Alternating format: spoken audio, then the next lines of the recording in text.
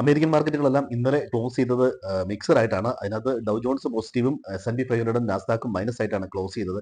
അമേരിക്കയിൽ പ്രധാനമായിട്ടും IT കമ്പനികളിലും heavy weight കമ്പനികളിലും ഒക്കെ ഉള്ള ഒരു പ്രോഫിറ്റ് ബുക്കിങ്ങും സെല്ലിങ്ങും കണ്ടു. അതുകൊണ്ടാണ് നാസ്ഡാക്ക് 2% മൈനസ് ആയിട്ട് ക്ലോസ് ചെയ്തത്. ഇനി എൻവിഡിയയുടെ റിസൾട്ട് ബുധനാഴ്ച വരും. എൻവിഡിയ റിസൾട്ടാണ് ഇനി IT സെക്ടറിന്റെയും AI റിലേറ്റഡ് കമ്പനികളുടെയും ഒരു ട്രെൻഡ് തീരുമാനിക്കുന്നത്.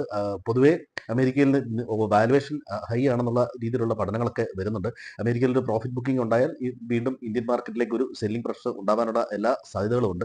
ഇനി ഇന്ത്യൻ മാർക്കറ്റ് നോക്കുകയാണെങ്കിൽ സിറ്റി ഗ്രൂപ്പ് നിഫ്റ്റിയുടെ ടാർഗറ്റ് 26,000 അപ്ഗ്രേഡ് ചെയ്തിട്ടുണ്ട്. ഈ വരുന്ന ഡിസംബറിനോട് 26,000 കിടക്കുമെന്നാണ് അവർ പറയുന്നത്. അതുപോലെ ICICI റിസർച്ച് 27,000 ആണ് പറയുന്നത്.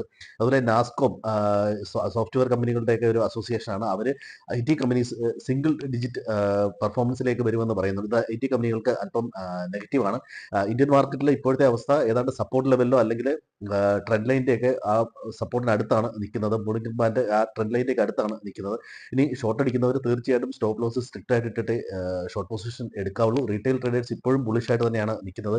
ഫോറിൻ ഇൻസ്റ്റിറ്റ്യൂഷൻസ് ബെയറിഷ് ആണ്. അതുപോലെ പ്രോ ട്രേഡേഴ്സ് വീണ്ടും ഷോർട്ട് പൊസിഷൻ കൂട്ടിയതായിട്ടാണ് കണക്കുകൾ കാണിക്കുന്നത്.